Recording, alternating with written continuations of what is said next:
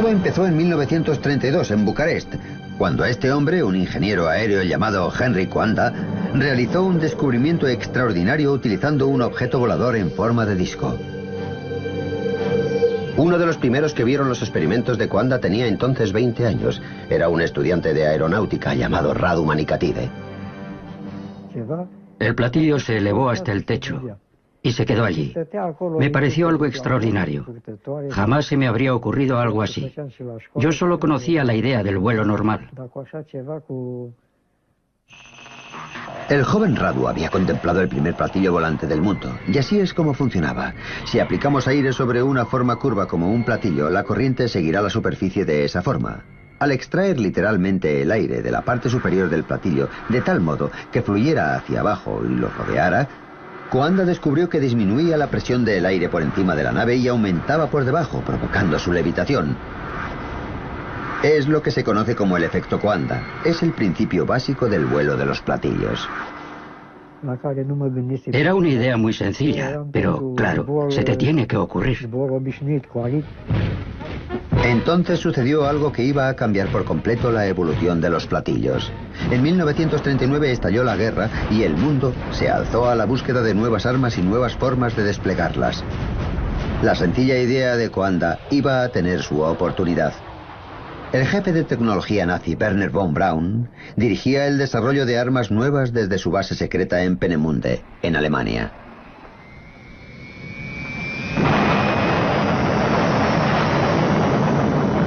Aquí desarrolló armas modernísimas de terror como el cohete V2. En efecto, fue el emplazamiento central de todos los proyectos durante bastante tiempo. Lo que muy pocos sabían era que, a 400 kilómetros, en Praga, los nazis poseían unas instalaciones de investigación aún más secretas y trabajaban en una fantástica nueva aeronave. Llegaron a construir, probar y descartar hasta 15 prototipos. ¿Y qué empresa dirigía estos aterradores desarrollos? Skoda. Las SS y las fuerzas aéreas utilizaban Skoda para fabricar aeronaves de todo tipo. Sí, yo lo vi. Para mí fue algo excepcional. Redondo, con una cabina central de plexiglas y reactores alrededor que generaban los rayos de propulsión. Luigi Romersa vio el primer platillo volante producido en el mundo, y fue un Skoda. Se veía un piloto dibujado en la cabina. Iba de pie dirigiendo el disco. Según Romersa, un Hitler cada vez más desesperado e iluso planeaba utilizar sus nuevas armas secretas en un ataque devastador sobre Nueva York.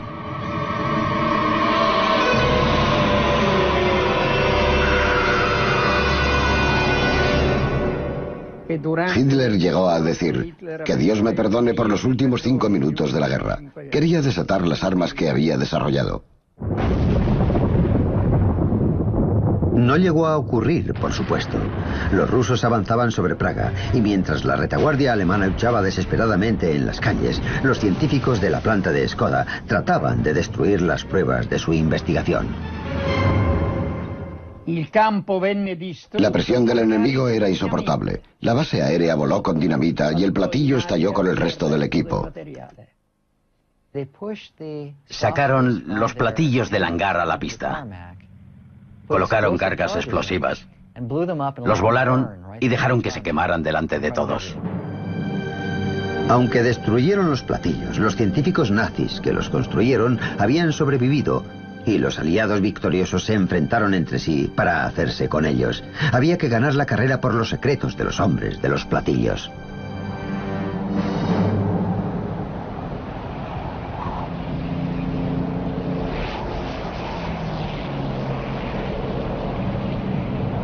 En 1947 el piloto Kenneth Arnold sobrevolaba las montañas del estado de Washington, cuando vio 9 objetos surcando los cielos a velocidades increíbles. Les pareció que se movían como platillos saltando sobre el agua.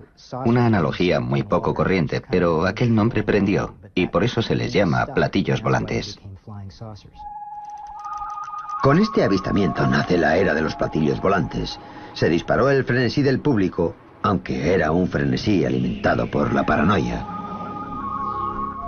En inteligencia aérea empezó a preocuparles que fueran vehículos soviéticos de reconocimiento.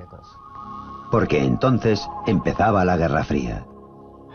Esta coalición tenía que desmembrarse. Los aliados de la Segunda Guerra Mundial ahora eran enemigos. Un telón de acero ha caído ya alrededor de Polonia, Hungría, Yugoslavia, Bulgaria. En público, Oriente y Occidente desplegaban sus más grandes y mejores armas militares, pero también se libraba una guerra secreta, una competencia despiadada por hacerse con la ciencia y los científicos nazis. Quien controlara esta tecnología después de la Segunda Guerra Mundial tomaría la delantera militar. Hubo un forcejeo entre las potencias aliadas, los rusos, los franceses, los británicos, a pesar de su antigua alianza, que buscaban para sí mismos la mayor cantidad posible de esta tecnología. Y por eso el gobierno estadounidense se alarmó tanto con los platillos vistos por el piloto Kenneth Arnold. Como muestra este documento secreto, aquello significaba que Rusia se había hecho con la tecnología alemana de los platillos volantes y los estaba construyendo. El avance alemán con respecto a Estados Unidos había sido tal que los americanos pensaron que si los rusos habían capturado a científicos o instalaciones que produjeran estas armas secretas, quizá fueran ya por delante. Los americanos tenían razón. Los rusos construían platillos con la ayuda de una persona muy útil procedente de Alemania, Andreas Epp, un ingeniero de platillos alemán. Inmediatamente tras la guerra, Andreas Epp decidió trabajar en la Unión Soviética. Se mudó a Rostock, donde lo abordaron agentes soviéticos que parecían saber quién era. Y por supuesto, Epp estaba encantado de que alguien reconociera su valía, cuando antes se la habían negado. Me dije a mí mismo, tengo que seguir. Se lo debo a los que trabajaron en ello. Y me puse a construir un disco volador. Epp trabajó sobre todo en el mecanismo de guía del platillo soviético. Su especialidad era la guía de este tipo de platillo. En otras palabras, hacer que responda a los controles, conectar los controles a los movimientos del propio platillo. Según el propio Epp, el platillo ruso era extraordinariamente manejable, pero también versátil, lo cual era imprescindible. Era un reactor y querían que, curiosamente, se pudiera usar en las regiones polares. La razón era evidente. La ruta más corta hacia Norteamérica era cruzando el polo. Era un hecho que no pasaba inadvertido en una América cada vez más paranoica. Incluso Hollywood sospechaba que los rusos tramaban algo con platillos. El primer país que conozca el secreto del platillo volante controlará los cielos del mundo. Y no quiero que ese país sea Rusia. Muchos de los avistamientos se produjeron en el sector noroeste de los Estados Unidos. Allí estaba la planta Boeing de Seattle, donde se construían los bombarderos estadounidenses, y también la reserva nuclear Hanford del estado de Washington, donde se producía el plutonio para las bombas nucleares. Eran sectores estratégicamente muy sensibles del país y los más próximos a la Unión Soviética. Luego es normal que esperaran la llegada de aviones soviéticos. Los platillos ya aparecían por todas partes. Ninguna ciudad o plató de cine estaba ya a salvo. El gobierno necesitaba acabar con la especulación y para ello, a sus expertos en guerra psicológica, se les ocurrió un astuto plan en dos partes. Primero, una figura militar importante negaría firmemente que ocurriera nada, pero por detrás se enviarían rumores de que los platillos procedían del espacio exterior. Te he entregado el mensaje. ¿Ahora qué? El plan se ejecutó en una rueda de prensa en el Pentágono. Era julio de 1952, un momento clave de la historia de la manipulación. Este es el general de brigada John A. Sanford, director de inteligencia de las Fuerzas Aéreas estadounidenses, que dirigió la conferencia. Sanford venía a negar que hubiera algo de importancia en los avistamientos comunicados. No contiene propósito sistemático o consistente alguno que podamos relacionar con cualquier posible amenaza a los Estados Unidos. En favor de la teoría alienígena, colocaron a un escritor de relatos por entregas, el comandante retirado Donald K. Howe, al mismo nivel que el general.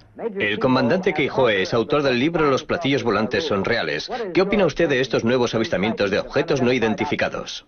Con todo respeto a la Fuerza Aérea, creo que algunos resultarán ser de origen interplanetario.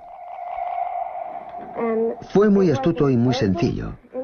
Ahora cualquiera que viera un platillo militar se inclinaría a pensar que ha visto un alienígena. Era de unos 12 metros de largo. Y los demás nos reiríamos de ellos. Lo vi durante tantos minutos que no puedo negar que lo vi. A la prensa le encantaron los alienígenas y publicaba artículos con entusiasmo. La misma revista Life que lanzó a Marilyn Monroe al estrellato también lanzó la carrera de más de un monstruo de Marte. En aquel artículo se entrevistaba a una serie de expertos anónimos, civiles y militares, que apoyaban la idea de que los platillos no podían ser objetos hechos por el hombre, armas secretas o fenómenos naturales mal identificados. Tan solo quedaba que fueran de otro planeta. Y fue una de las primeras veces en que se difundió esa teoría a gran escala. Jamás se había alcanzado en la pantalla tal altura de emoción y espectáculo sobrecogedor. Los escritores de Donald Keijoe inspiraron directamente la película clásica de platillos, La Tierra contra los platillos volantes, realizada por el legendario animador de Hollywood, Ray Harryhausen. El concepto básico se tomó de uno de sus libros sobre platillos volantes. Me consta que el gobierno ha realizado muchos experimentos secretos con objetos voladores redondos, por lo que probablemente fomentaron la idea de que se trataba de alienígenas del espacio exterior. En efecto, parece que el gobierno estaba tan interesado que el productor de la película, Charles Schneer, les informaba directamente. Por supuesto, cuando el guión se acabó y salió de mi mano, estoy seguro de que Charles lo remitió a la Casa Blanca y a varios expertos del espacio.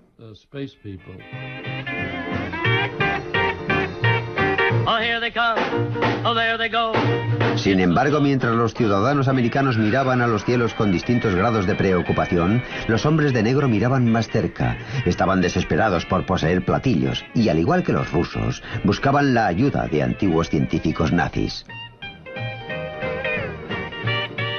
Cuando los nazis se rindieron en 1945, al ejército estadounidense le preocupó que los científicos alemanes cayeran en manos de los soviéticos. Al ejército le interesaba explotar los conocimientos de estos científicos para desarrollar programas americanos de misiles y electrónica, radar, aerodinámica supersónica, motores de reacción y otros avances que desarrollaron los alemanes. De modo que Estados Unidos preparó un programa llamado Overcast and Paperclip para hacerse con estos científicos y traerlos a Estados Unidos. En varios sentidos, los americanos tuvieron éxito. Se hicieron con el jefe de la tecnología nazi, Werner von Braun, y lo convirtieron en un valioso miembro de la máquina de guerra americana. También se hicieron con gran parte de la tecnología del cohete alemán V2. Sin embargo, mientras se divertían con estos juguetes nuevos, con más entusiasmo que habilidad, sabían que había un vacío importante en su nuevo arsenal. No tenían platillos alemanes. Al parecer, a la Fuerza Aérea le preocupaba que los rusos fueran por delante y pensaba que debíamos tener los nuestros, la respuesta a los platillos soviéticos.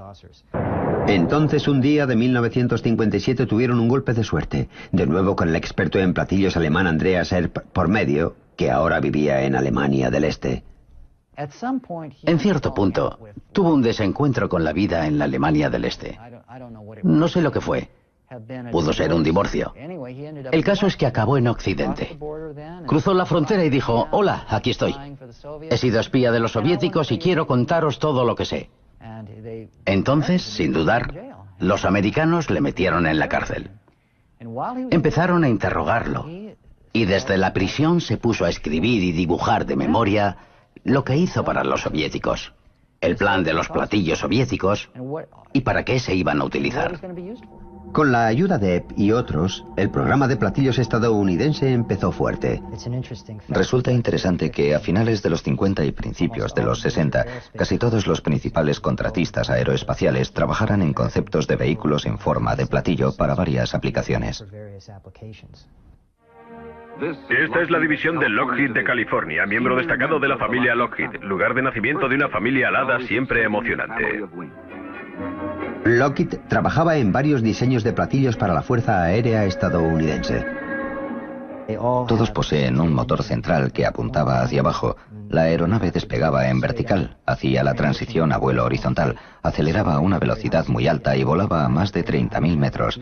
Era algo muy avanzado para la época. Los ingenieros de Lockheed trabajaban en un platillo que utilizaba un reactor central que impulsaba un rotor para crear el efecto coanda o de platillo volante. Una vez en el aire, redirigía el chorro para viajar en horizontal a velocidades supersónicas, pero Lockheed no era la única corporación estadounidense trabajando en esta tecnología. Convair era otra de las principales empresas aeronáuticas de los 50 y 60. Al igual que Lockheed, Convair tenía proyectos secretos y un rostro público, en este caso la estrella de Hollywood, James Stewart. En fin, qué bien lo pasé aquel día. Es toda una aeronave. En los 57, Bob Whitmer era jefe de diseño en Convair y miembro importante del equipo que construyó el Hutzler B-58. A principios de los 60 era el avión más rápido de la Tierra. Ha sido emocionante de verdad. Es un pájaro que vuela a Mach 2. Mach 2 es el doble de la velocidad del sonido. Pero Bob Whitmer no se limitaba a diseñar aviones de reacción. A finales de los 50 recibió la orden sorprendente de diseñar una aeronave que fuera invisible. Invisible, al menos al radar. Había que ser indetectable a 360 grados, porque ya en esa época se colocaban varios radares juntos. La única forma de solucionarlo era con un objeto en forma de disco o discoide. En otras palabras, Bob debía construir un platillo volante porque el ejército sabía que sería la perfecta nave de camuflaje. Los aviones convencionales son detectables por el radar porque una superficie sobre la que incide un rayo de radar en ángulo recto lo refleja. Por otro lado, un disco o platillo volante devuelve señales difusas y confusas. La perspectiva de una aeronave invisible al radar causó un gran revuelo en círculos militares y un día unos desconocidos llamaron a Bob. La primera vez no supe quiénes eran. No me dijeron, hola, vengo de la CIA. Mire mi placa. Ah, me han convertido en miembro del club. No sabía que había venido la CIA. Eso demuestra con cuántos secretos se movían. Lo cierto es que la CIA se envolvía en más misterio del habitual, porque no se enfrentaba solo a los enemigos de América. Libraban una guerra territorial secreta con las fuerzas aéreas estadounidenses por el control de los aviones espía. Engañan, mienten, son granujas, se disfrazan.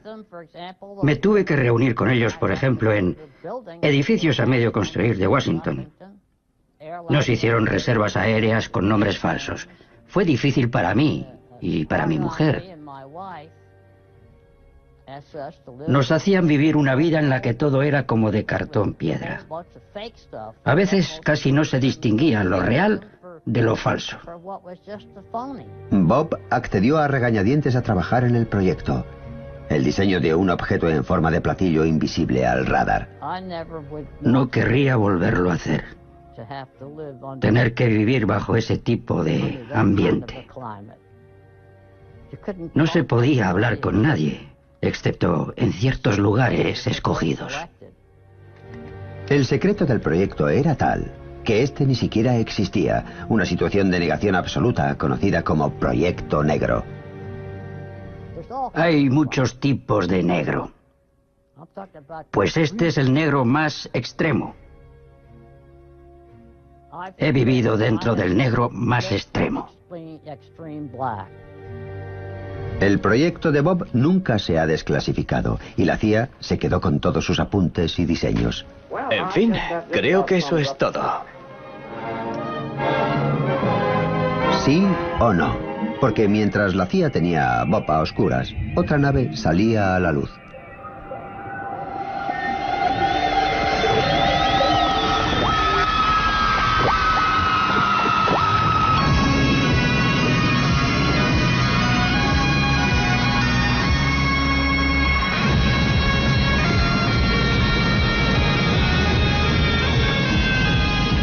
En 1961 se mostró al mundo lo que, según sus constructores, era el primer platillo volante real, inventado por este hombre, John Frost.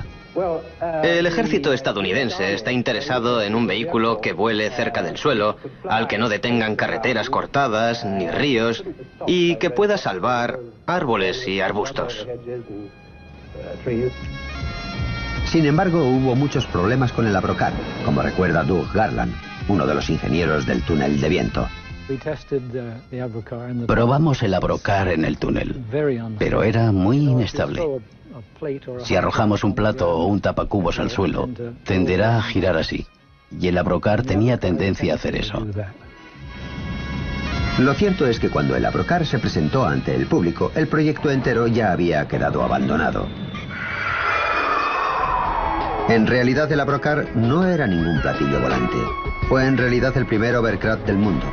Fue también el subproducto casi accidental de un proyecto muy secreto y mucho más ambicioso que estaba metido de lleno en los platillos volantes. ¿Usted cree en los platillos volantes? En el sentido de que se cree que proceden de Marte y lugares así, no. John Frost no creía en los platillos volantes de Marte, pero sí creía en los platillos volantes porque en secreto estaba construyendo uno. Película clasificada secreta. DFD, Desarrollo de vuelo de disco APRO. Esta película jamás se ha visto en público. Registra, estrictamente para personal militar autorizado, el trabajo del equipo ultrasecreto de proyectos especiales de ABRO, encabezado por John Frost.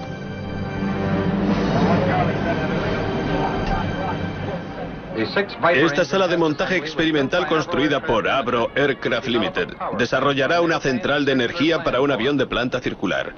Consiste en un armazón básico de 6 cuerpos sin contar el ala externa, cabina del operador, admisión de aire y controles de vuelo. Frost construía un enorme platillo volante supersónico de reacción cuyo nombre en código era Proyecto I-2 o Sistema de Armas 606A. Se prevé que al terminarlo se produzca un avance considerable hacia la llegada de la nave de disco. Y también utilizaba tecnología alemana de platillos. John Frost conocía la investigación realizada por los alemanes en tiempo de guerra sobre platillos volantes, que fue probablemente la base de los verdaderos platillos que se vieron por el mundo. Y la CIA llegó a financiar la investigación de un concepto de diseño muy parecido al platillo volante, pensado por él. El ejército estadounidense se quedó entusiasmado con la versión presentada por Frost. Estas especificaciones secretas originales del platillo mostraban que volaba más alto y más rápido que cualquier nave o sistema de armas entonces disponible. Los documentos de la Fuerza Aérea son ambiguos en cuanto al propósito del platillo. Mencionan como uso probable un sistema espacial de armas dedicado al reconocimiento. Dado el rendimiento que AVRO creía poder obtener de este vehículo, este podría evadirse de cualquier defensa y atacar cualquier otro avión con impunidad. Un ejército entusiasta inyectó grandes cantidades de dinero en su proyecto. El grupo de proyectos especiales se convirtió entonces en un ente autónomo. Se les asignó un lugar en el área de pruebas de vuelo y se puso a trabajar en lo que Frost contemplaba como la forma ideal, un disco volador totalmente redondo. No sabía ni que existía algo llamado Grupo de Proyectos Especiales, porque era algo de muy alto secreto y todas esas cosas.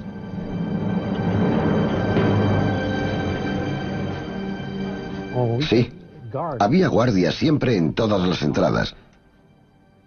Y había que llevar una identificación especial con un punto de un color determinado para entrar en el área de proyectos especiales.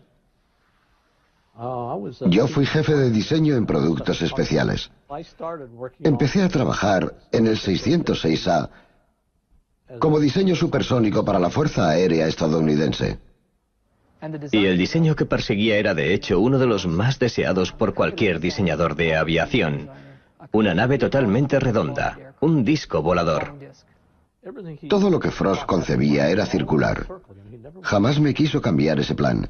Me parecía ideal porque esto permitía despegar verticalmente. Sin embargo, lo cierto es que el fantástico platillo volante supersónico de la imaginación de Frost estaba muy lejos de hacerse realidad. Su diseño constituyó uno de los usos más puros del efecto Coanda o del platillo volante, con 6 poderosos reactores que extraían el aire que había encima del platillo. Esto lo dotaba de elevación y maniobrabilidad. Sin embargo, probar esta nave con 6 potentes reactores no iba a ser ni fácil ni seguro. Rai Takeuchi recibió el encargo de construir un armazón de pruebas de tamaño natural.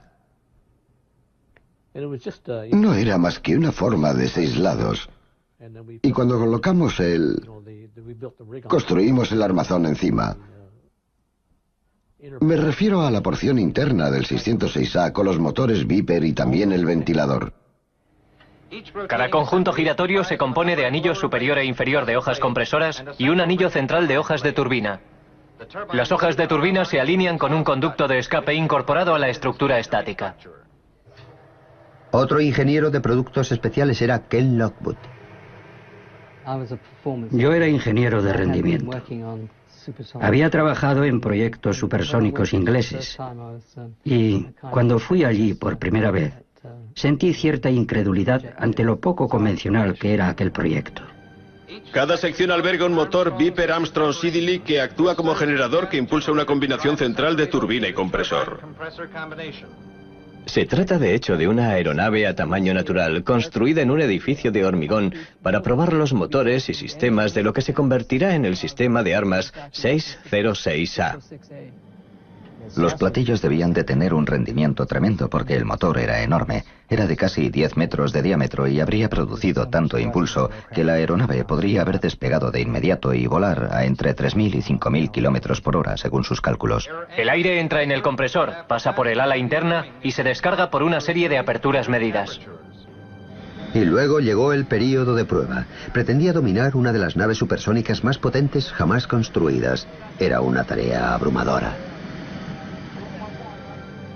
Como medida de seguridad durante la operación del armazón, la sección del rotor se encierra en un protector de acero. Cuando a John Frost se le descontrola el motor a plena potencia, se despeja el edificio bajo amenaza inminente de explosión si volaran los depósitos de combustible, lo cual produciría la destrucción del edificio entero. Fue un momento de terror. El motor estaba fuera de control y a punto de acabar con todo el proyecto del platillo. Todos se ocultaron en la parte trasera del edificio, excepto una persona. Uno de los ingenieros que estaba allí entra en el edificio y desconecta tranquilamente el tubo de combustible del motor desbocado. Entonces aquello se consideró demasiado peligroso y lo abandonaron.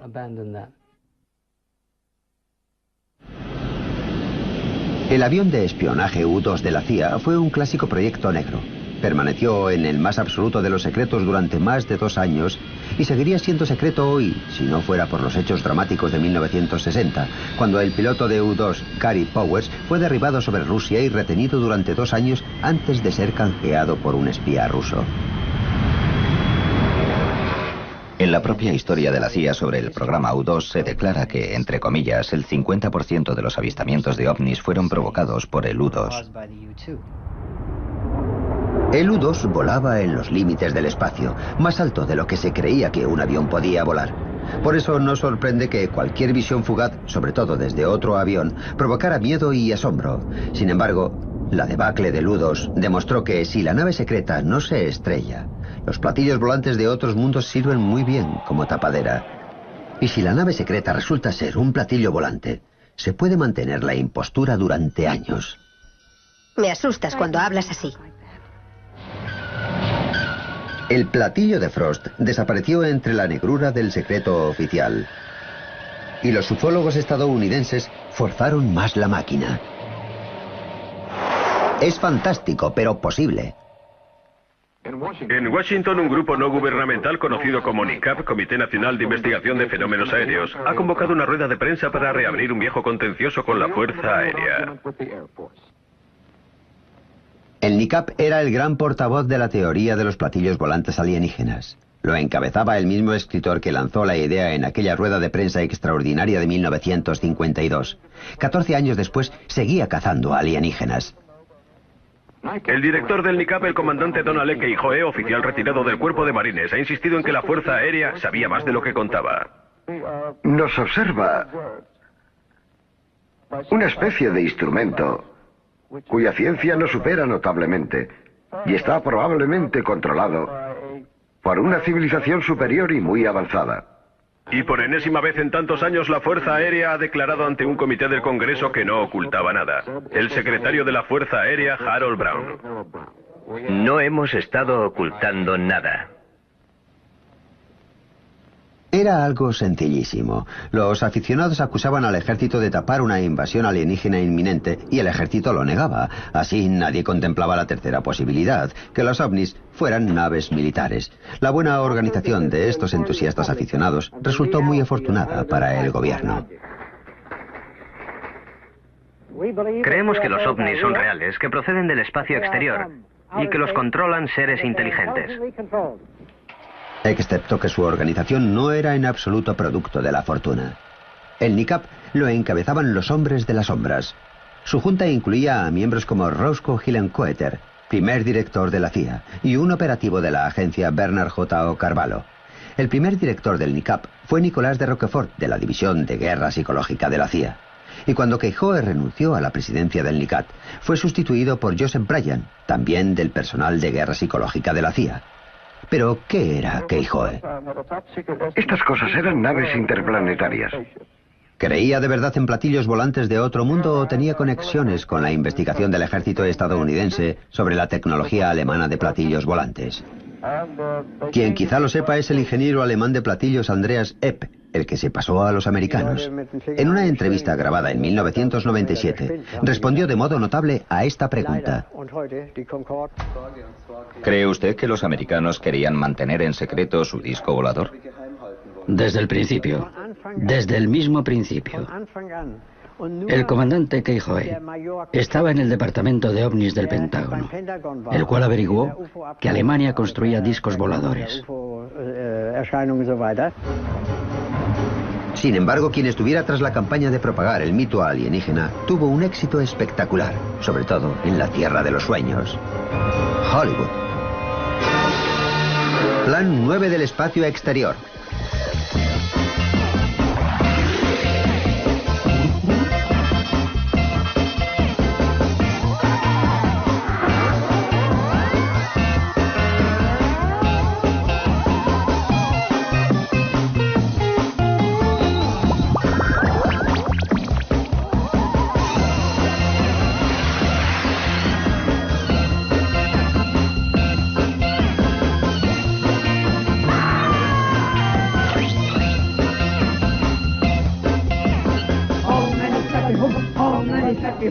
Incluso generó una religión. Nuestra información procede de nuestro jefe, que es un yogi en contacto directo con seres inteligentes del espacio.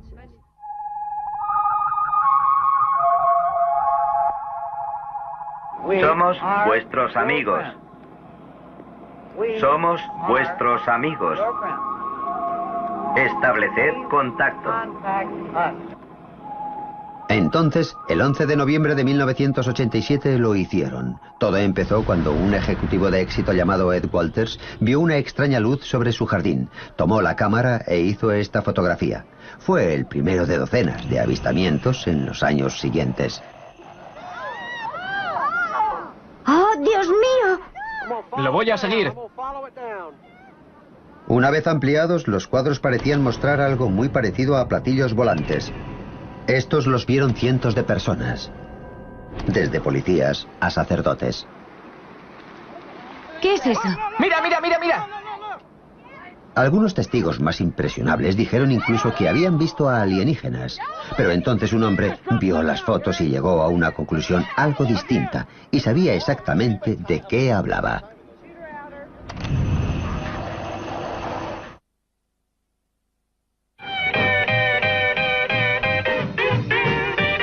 Gulbris, Florida.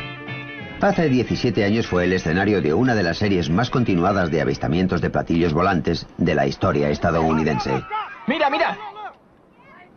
Muchos de los cientos de personas que los vieron acabaron convencidas de que veían alienígenas, pero un hombre pensaba otra cosa. Siempre que alguien dice que hay algo, no quiere decir necesariamente que lo haya. Debe poderse satisfacer un criterio científico de realidad. Sin embargo, en el caso de los avistamientos de Goldbridge, las configuraciones destacaban tanto que se podía ver su interior. Y lo que se veía en su interior era luz.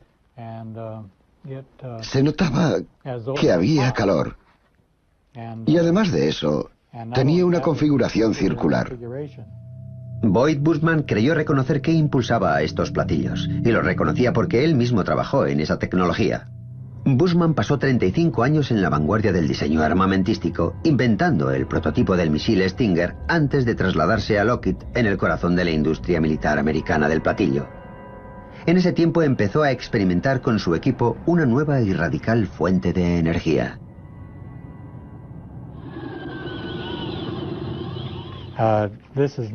Esto no es más que 250 vueltas de un cable del número 30. Tomamos los bornes y los enchufamos a la corriente doméstica.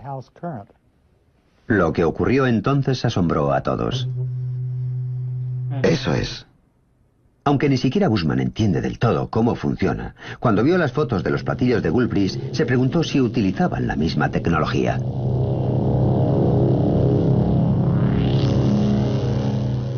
Se ve que empieza a echar humo. Esta bobina experimental es extremadamente peligrosa y se vuelve muy caliente en cuestión de segundos, pero Boyd cree que eso explica el brillo blanco del interior de los platillos, los cuales cree que son naves no tripuladas. Si modificamos voltajes y frecuencias, quizás esta configuración pueda volar, incluso perfectamente. Y en mi opinión, eso es lo que hizo la gente del experimento de Goldbridge. ¿Y quién era esa gente? Él cree que los platillos son otro proyecto ultrasecreto desarrollado por el ejército estadounidense. Aquello tal vez no era más que otra rama nuestra. Tenemos muchos pequeños departamentos ultrasecretos. He estado en muchos de ellos. Acabé en este por casualidad. Quizá llegué incluso a desarrollarlo, y ellos eligieron aquella área para probar esta tecnología. Son muy retorcidos, capaces de hacer esto y cosas peores.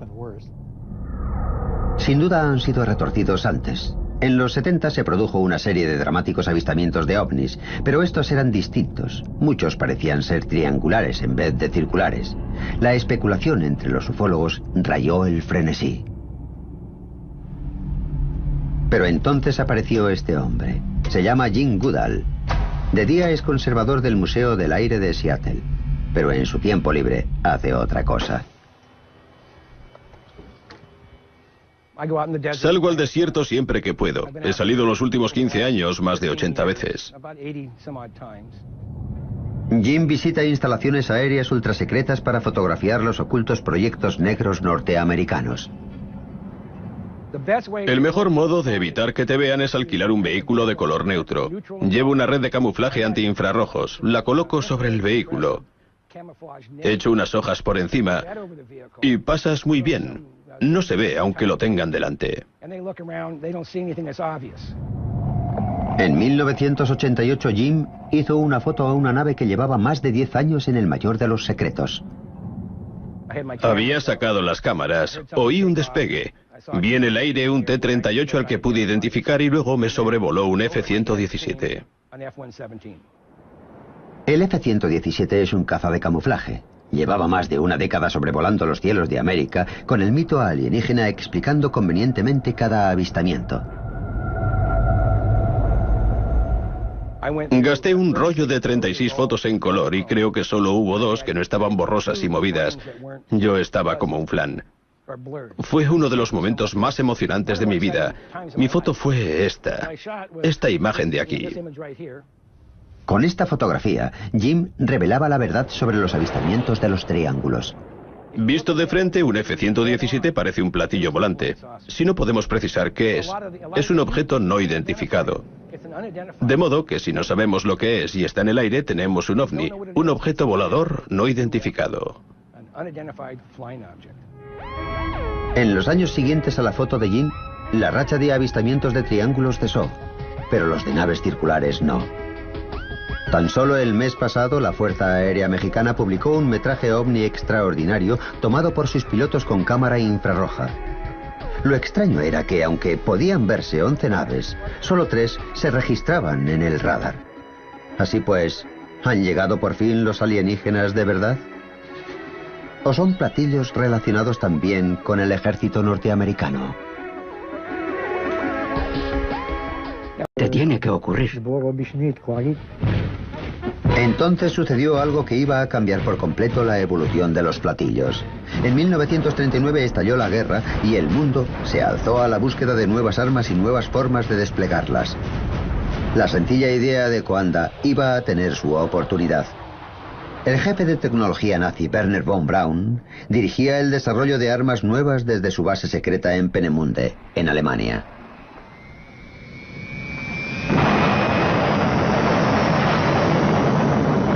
Aquí desarrolló armas modernísimas de terror como el cohete V2.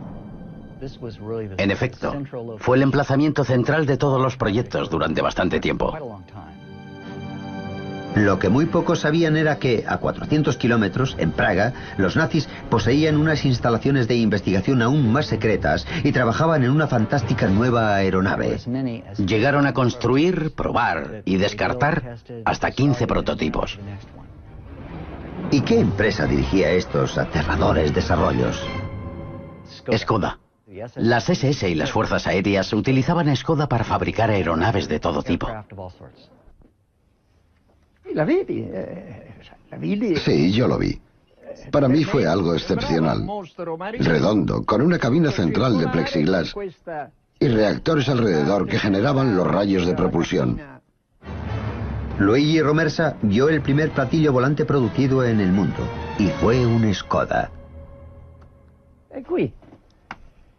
Se veía un piloto dibujado en la cabina. Iba de pie dirigiendo el disco. Según Romersa, un Hitler cada vez más desesperado e iluso planeaba utilizar sus nuevas armas secretas en un ataque devastador sobre Nueva York.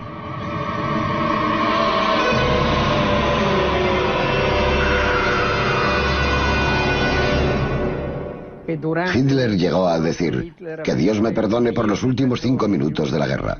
Quería desatar las armas que había desarrollado. No llegó a ocurrir, por supuesto. Los rusos avanzaban sobre Praga y mientras la retaguardia alemana luchaba desesperadamente en las calles, los científicos de la planta de Skoda trataban de destruir las pruebas de su investigación. La presión del enemigo era insoportable. La base aérea voló con dinamita y el platillo estalló con el resto del equipo. Sacaron los platillos del hangar a la pista.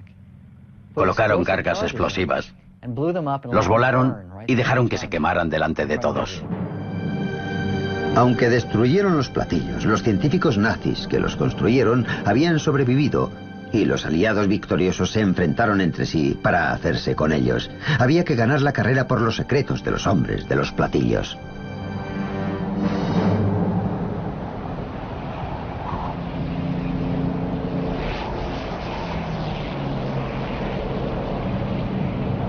En 1947 el piloto Kenneth Arnold sobrevolaba las montañas del estado de Washington cuando vio 9 objetos surcando los cielos a velocidades increíbles.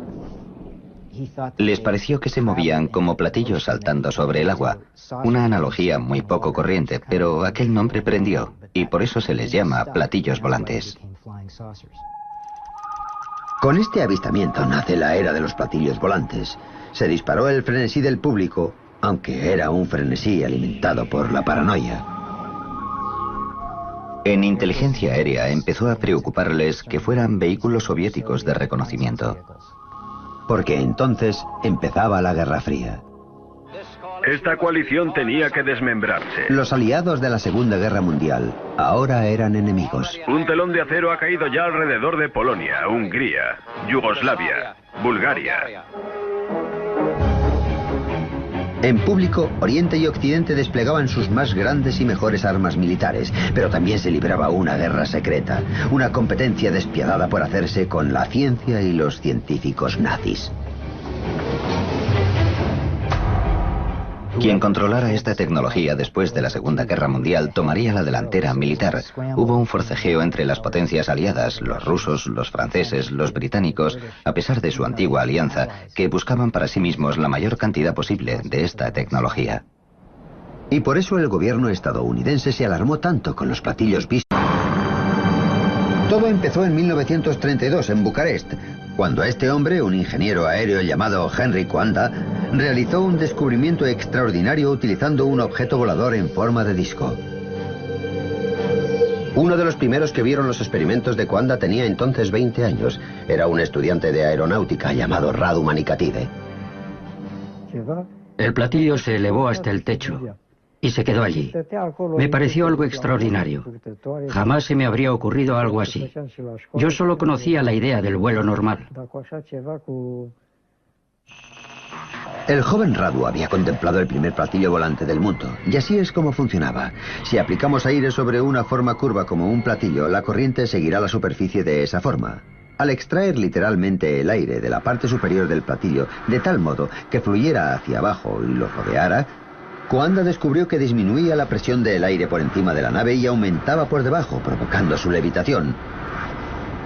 Es lo que se conoce como el efecto Coanda. Es el principio básico del vuelo de los platillos. Era una idea muy sencilla, pero claro,